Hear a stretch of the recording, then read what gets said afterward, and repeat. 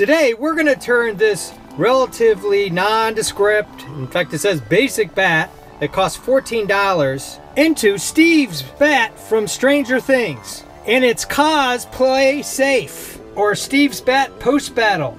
Interested?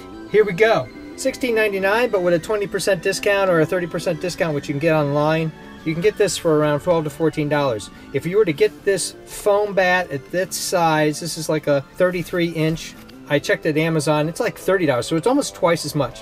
What are you going to need for this? Bat, some shoe polish. I'm going to use this brown. Need a glue gun, 25-pound, 18-gauge galvanized steel wire, some clear vinyl tubing, 0.17 inner diameter, 1/4 inch outer diameter, flat washers number 10s, and either a chopstick or some sort of 1/4 inch dowel or piece of wood. So let's put it together for you. Here's the nail portion.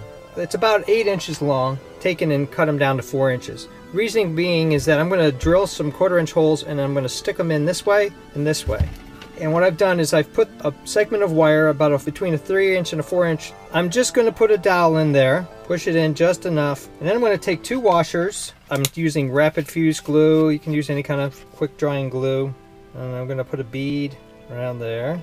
Put one of the washers with the shiny side out towards the pipe. Put a little more rapid fuse glue here. So this is all to make the nail head. And you can just hold it for about 60 seconds and that will stiffen right up. If for some reason the glue's not sticking to the tube, you just put in a little bit of glue gun glue, and I'm cutting it off and I'll file that down and make it all flush. Here's the finished nail head side. You see that it's flushed. It's going to paint up well. We've got the grooves. Totally optional on the wire. You want something that's not going to be dangerous, but maybe allows you to pose the nail a little bit so they all don't look the same. They will turn out like this when you spray paint it. I'm going to bloody this up. Give it some battle action. You can make these little ridges that you see on nails. Go in there and just not cutting all the way through. Just make some little grooves. 4 or 5.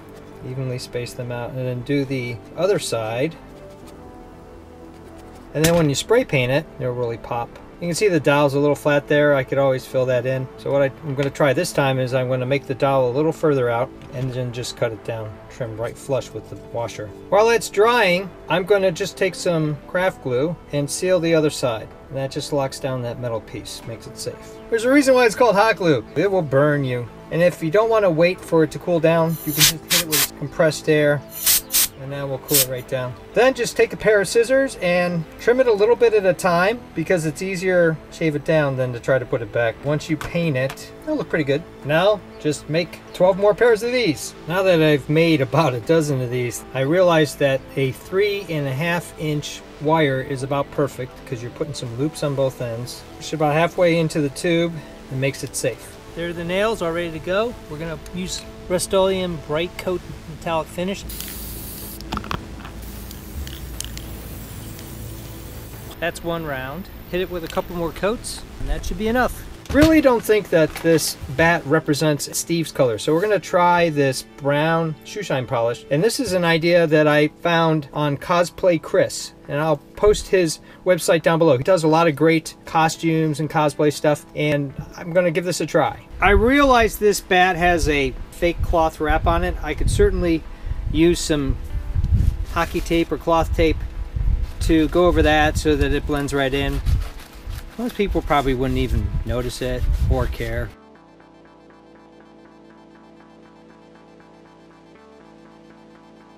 There's the first coat. So this might actually do it. You can see some dark grooves in there. Might take a paintbrush and just kind of take the thickness out, or that could just give the bat texture. The liquid polish is drying very quickly, and this is working out really well. I rewatched some Stranger Things videos and I realized that my nails are a little too long, so I'm going to have to cut them down. Also, when I was starting to drill into this, it was kind of shredding it up a little bit. If you're going to use a burner like I am to make the clean holes, I'm using a respirator just because there's some fumes coming off there and I'm not sure what the foam's made of, and you probably don't want to smell the foam anyway. So I would put some sort of breathing device on just to be sure. What I've done is I've got a Weller wood burner and I'm just putting it in there like this, boring a hole, then drilling it out a little bit with a smaller drill, very carefully. It's very hard to drill through the fiberglass pole or rod that's in the center, so I'm not going to try. And I'm just going to cut these down and randomly do them. Also, I tried to count as many nails is what Steve had, and I'm up to 14 and I only have 11 here, so I might have to make some more. So putting some glue in this and then just pushing that in. Now because they're shorter, you may not need to use the metal at all. And then I try to sync up the other end so that it best matches. I'm gonna cut it off around here, make a hole. I'm trying to alternate. See how that off gas is? I was concerned about that, so I took it out of my workshop so that I can work it outside where the fumes can just do their own thing. And then I'll touch that up, trying to randomly make it organized. Let's see, probably another one here. Not breathing those fumes in whatsoever. Can't be good for you. So I'm invoking my inner Steve when I'm designing this thing. How would he put these nails in here? Then I try to sense where it might come out the other end.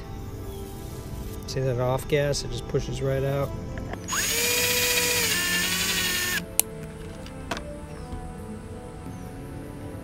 Let's push it in. I'll touch all this up. Just keep doing this until I run out of nails, and then we'll figure out if I need to make any more. Got the system down. I think I would go with 6-inch nails. I've checked and Steve has 15 nails in his bag. That's the best I can guess. So I'm going to add some nails. These are the ends that I clipped off that were too long from yesterday. I'm going to add one there, just around. You can leave your bat like this. It's pre-battle, looks nice, relatively clean, but I did a survey and everybody wants it post-battle with a little bit of blood on it. So that's next. I've chosen this Cardinal Red. It's just a regular acrylic paint, so you can see it's kind of like a dark, dry blood look. So I won't have to tint this at all. Adding battle damaged blood is one of those things, you can't do it too much. So I'm dry brushing to ensure that the silver comes through on the nails. You can get some on the bat.